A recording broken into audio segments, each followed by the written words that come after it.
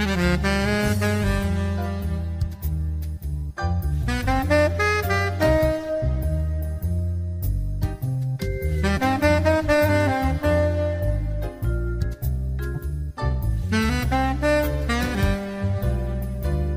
amis, chers auditeurs, bonjour, Monique Nakache à l'antenne pour Paris Culture et Spectacle. Aujourd'hui, nous allons démarrer cette émission avec Anne Bassi, à qui je dis avant tout bonjour Anne, Bonjour Monique. et un excellent deuxième roman, puisque nous avons eu la chance d'écouter déjà Anne sur notre radio avec les Matrioshkas. Et là, Anne nous arrive avec Dieu le fit, qui, je dois vous dire, est un roman très très agréable, bien que très dur quand même. Une écriture souple et fluide qui nous donne qu'une envie, c'est de poursuivre avec des détails magnifiques, la vie à la campagne.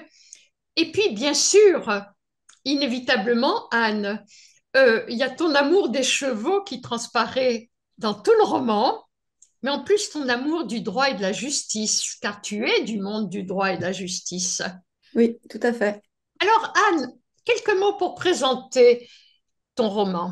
Alors, c'est un roman qui raconte l'histoire d'un homme qui s'appelle Christophe et qui est le fils d'agriculteur dans la Drôme, à Dieu-le-Fit, juste à côté de Dieu-le-Fit, en réalité, dans la forêt, dans les montagnes, dans les petites montagnes de la Drôme. Et c'est un jeune homme qui va être remarqué par son instituteur et qui décèle en lui une intelligence tout à fait exceptionnelle. Il va devenir avocat à Paris. Il va donc échapper d'une certaine manière à sa condition sociale. Il va devenir un avocat célèbre, brillant, influent. Et un jour, il va y avoir un procès. Un procès qui va bouleverser tous ses repères parce que ce procès va le confronter à deux secrets de famille. Voilà, voilà ce que je peux dire pour ne rien dévoiler pour ceux qui ne l'ont pas lu. Et c'est vrai que c'est pas toujours évident de parler d'un roman sans dévoiler quoi que ce soit. Et comme il y a Alors, quand même Anne, si quelques tu intrigues, permets, je voudrais lire un passage du début où vraiment on découvre cette vie à la campagne qui est très agréable. Nous habitons un hameau adossé aux montagnes, par-delà les rivières. Nous sommes à la frontière du ciel et de la terre, et je peux aller jusqu'à l'endroit où l'on ne marche pas plus haut. Ni école, ni cimetière. Nous vivons dans la Drôme, entre l'Ardèche et les Hautes-Alpes, à 1300 mètres d'altitude, à quelques kilomètres, à quelques dizaines de kilomètres de Crèche, de Montélimar et de Dieu-le-Fit, ralliés par des chemins endommagés, pleins de trous. Ceci pour annoncer un petit peu comment Christophe le maire passe quand même des moments assez difficiles pour aller à l'école. C'est pas très facile parce que même arrivé au lycée, indépendamment de l'école primaire, arrivé au lycée, il décrit le départ en charrette. Son père l'accompagne avec une de ses amies que l'on retrouvera à la fin du livre, Jeanne. Et c'est une vie quand même très difficile. La mère se lève à 5 heures du matin, mais il y a en même temps beaucoup d'amour dans cette famille Le Maire. oui, c'est vrai que j'ai. Alors, moi, je connais bien la montagne parce que je suis une passionnée de montagne et de marche en montagne. Donc, j'avais très envie de décrire justement cette nature folle.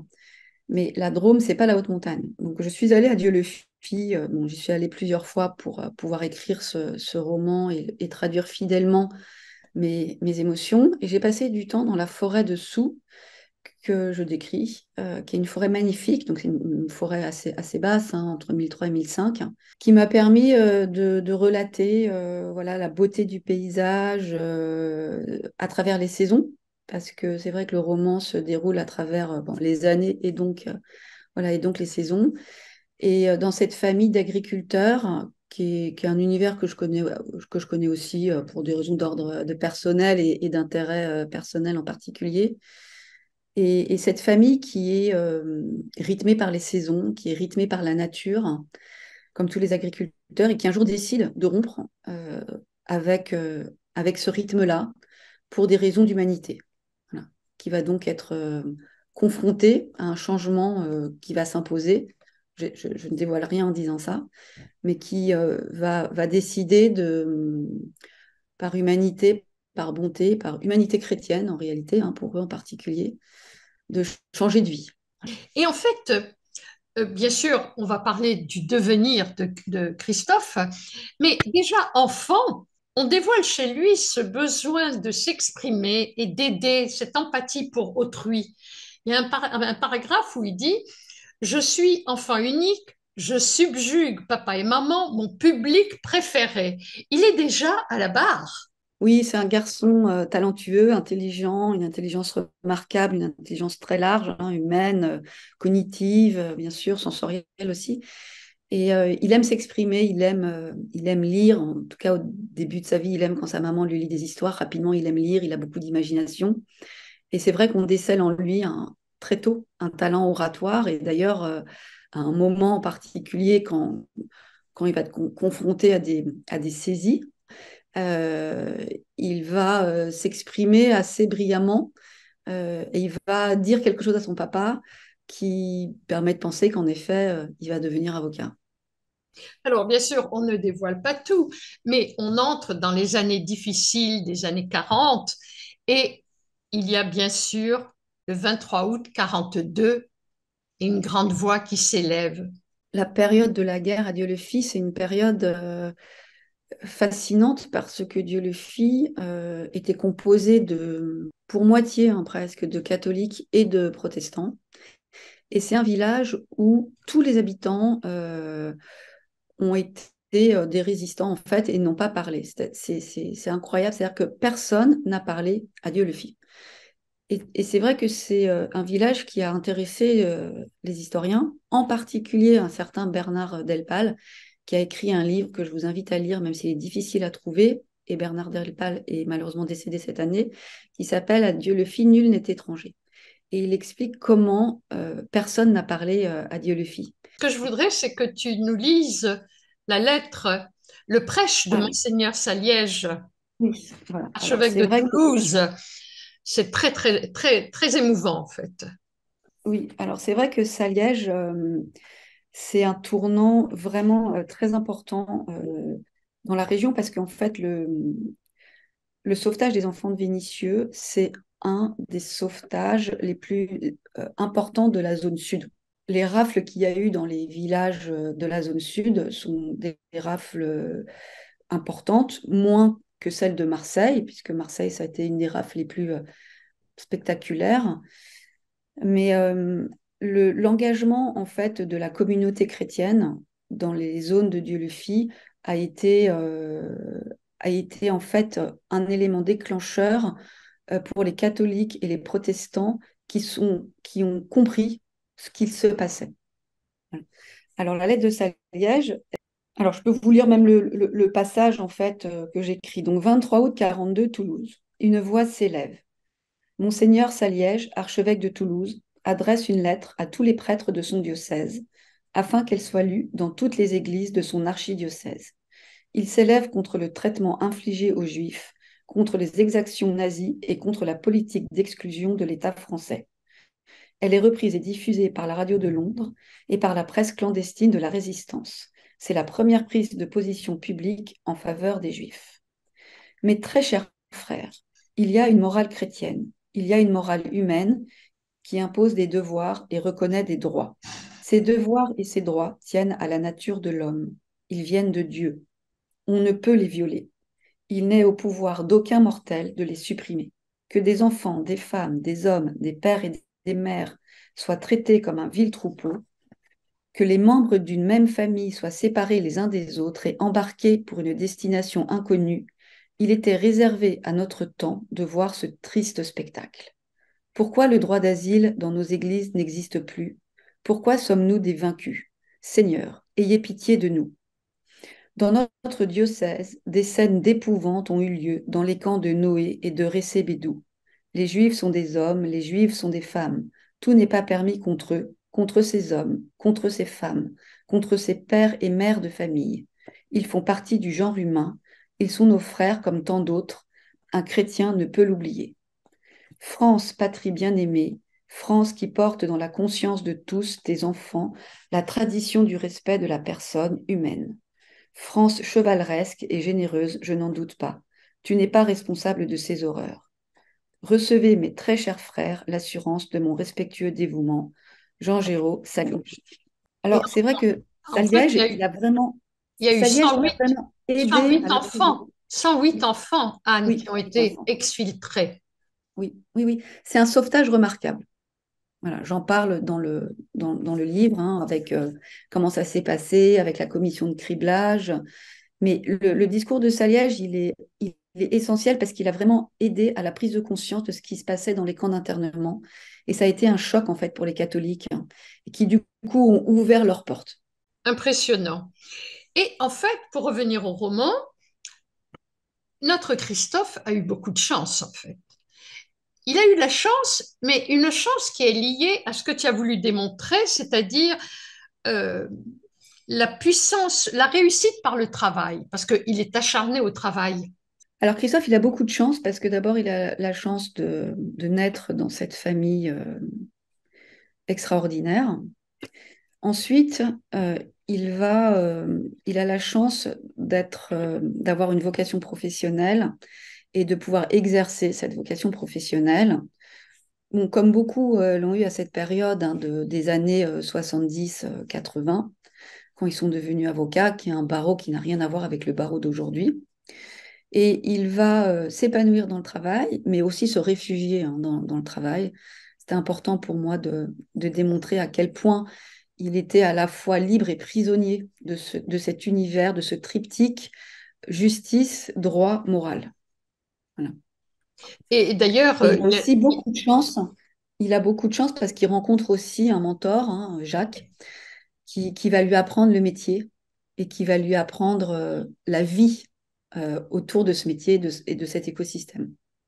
il y a des passages magnifiques. Je ne veux pas les dévoiler pour donner vraiment envie aux auditeurs à découvrir, à lire, mais vraiment, vous découvrirez en même temps le monde du droit, euh, car malheureusement, tout le monde n'est pas très propre. Certains ne méritent même pas de porter la robe. Mais Anne le démontre avec beaucoup de puissance dans l'écriture, la, la volonté qu'a Christophe d'aider, l'empathie pour les gens qu'il rencontre et qu'il est amené à défendre. Et on ne peut pas faire l'économie du procès des gens qui avaient spolié sa propre famille. Je te laisse en parler, Anne. Oui, alors c'est vrai qu'il est très empathique. Il a un vrai goût de la justice sociale. Il a un goût prononcé pour la justice humaine. Et il aide les plus démunis, on va dire. Mais, il est quand même dans un cabinet d'avocats d'affaires. Et c'était important pour moi d'arriver à démontrer qu'il était aussi tiraillé entre ce goût de justice humaine, sociale, et l'univers des avocats d'affaires qui se construit et dans lequel il ne retrouve pas, en fait, ce sentiment de justice, sentiment le plus pur, on va dire, d'aider la justice. Donc il est quand même tiraillé entre ces deux mondes. Il excelle dans cet univers des cabinets d'avocats d'affaires. Il a des dossiers spectaculaires et il est toujours rappelé, malgré lui, à des causes plus simples, plus humaines, plus justes pour les plus démunis. Alors effectivement, il va y avoir un grand procès, le procès Ridozzi, qui va le confronter au fantôme du passé. Voilà, j'ai essayé de faire monter un peu la tension dans le roman jusqu'au moment où Ridozzi revient. Donc là encore, je révèle rien. Ridozzi revient, il s'empare de ce dossier et c'est ce procès qui va lui faire comprendre qu'il y a eu des choses qu'il n'a jamais vues en fait et jamais comprises. Et donc là, on rentre dans la partie qui est plus liée au secret de famille, qui est un thème qui me tient à cœur, qui était le grand thème du Silence des Matrioshkas, mon premier roman, et qui est un thème qui me fascine en fait, hein, les secrets de famille, qu'il y a dans beaucoup de familles, peut-être pas toutes, mais dans beaucoup de familles, comment ils reviennent, comment ils s'imposent, et pourquoi ils reviennent. Voilà. Et dans le roman, c'était important aussi pour moi d'arriver à démontrer comment un être humain se construit, comment il a réussi à construire son identité malgré un secret de famille. Voilà. Alors, bien sûr, l'amour n'est pas absent de ce roman. On n'en dira pas plus. Mais par contre, j'aimerais que l'on remonte un petit peu dans le temps et que tu nous présentes maintenant Salomon. C'est un peu difficile de parler de Salomon sans dévoiler le roman, Monique, hein. Je parlais au moins de ses géniteurs, ou de cette Alors voilà, recherche, ou de cette recherche qui l'amène à découvrir ses géniteurs. voilà. Christophe, il a une famille d'adoption et une famille biologique. Il va découvrir sa famille biologique tardivement et il va découvrir ses origines, ses origines juives, bien sûr, mais aussi ses origines de parents qui sont des résistants issus des FTP MOI. Alors, c'est intéressant parce qu'on en a beaucoup parlé finalement des FTP MOI récemment avec la panthéonisation des Manoukians, donc qui est moi, un sujet que je connais bien, qui m'a toujours passionné. Et il va entreprendre des recherches généalogiques pour comprendre qui étaient ses parents.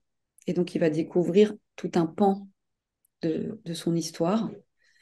Euh, et il va découvrir des gens qui ont connu ses parents et qui vont lui expliquer avec beaucoup d'émotion, avec beaucoup d'amour, ce qu'il s'est passé et pourquoi on l'a tenu à l'écart de certaines informations. Et la chance qu'il a eue de pouvoir grandir à l'abri d'un certain savoir et que les gens qui l'ont accompagné ne lui ont pas caché avec l'intention de mentir, ils lui ont caché des éléments historiques avec l'intention de pouvoir l'aimer, de pouvoir le tenir à l'abri d'un passé trop douloureux et trop difficile à expliquer Ils l'ont à protégé, un enfant. en fait. Ils l'ont Voilà, protégé. exactement. Et je dois dire aux auditeurs que cette partie du roman est un vrai polar. Oui, C'est oui, il a été vraiment très, écrit. très agréable à lire. Il y a 4 parties dans ce roman et je peux vraiment simplement insister pour vous faire découvrir ce magnifique roman. On n'en dira pas plus parce que je veux laisser cette découverte à l'auditeur.